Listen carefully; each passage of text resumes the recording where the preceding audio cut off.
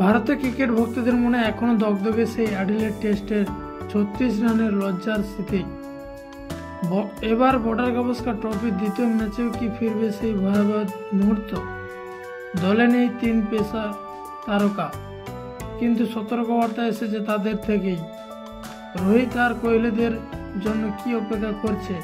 আরও কি কঠিন চ্যালেঞ্জ?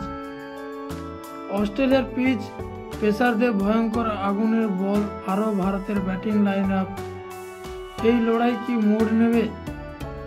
আর দল থেকে ছিটকে পড়া 3 পেসারের বার্তা কি বদলে দিতে পারে ভারতের কৌশল? সব প্রশ্নের উত্তর জানুন এই ভিডিওতে। আপনারা এই ভিডিওটি পুরোটা দেখুন, একটা লাইক করে দিন এবং আমাদের চ্যানেল সাবস্ক্রাইব করুন, যাতে ভারত অস্ট্রেলিয়ার এই উত্তেজনাপূর্ণ টেস্টের সব আপডেট আপনারা সবার আগে পান। অ্যাডিলেডে আবার গোলাপি বলে টেস্ট খেলতে নামছে ভারত। যতই তারা এবার সিরিজে 1-0-তে এগিয়ে থাকুক, গতবারের 36 রানে অল আউট হওয়ার কথা এখনও রয়েছে। তাই এবার আগে থেকে রোহিত শর্মা, বিরাট কোহলিদের সতর্ক করে দিচ্ছেন ভারতীয় বোলাররা। তাদের মতে গোলাপি বল এখনও খেলা কঠিন হতে চলেছে ভারতীয় ব্যাটারদের কাছে।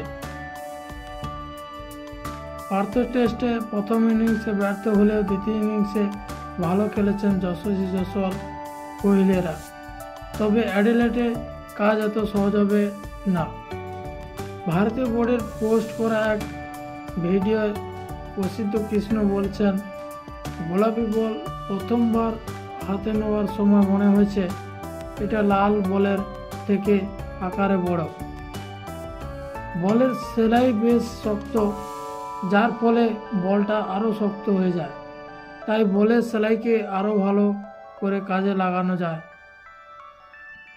তিনি আরও বলেছেন, লাল বলের থেকে গোলাপি বল বেশি কার্যকারী হবে, বিশেষত সেলাই এবং বলের পালিশের জন্য।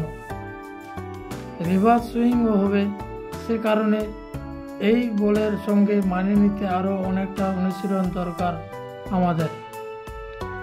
বাংলার জোরে বোলার মুকেশ কুমারও বলেছেন, বলের সেই দ্রুত দেখতে পাবে না, কেউ কেউ বলের সেলাই দেখে সেই অনুযায়ী শট খেললে।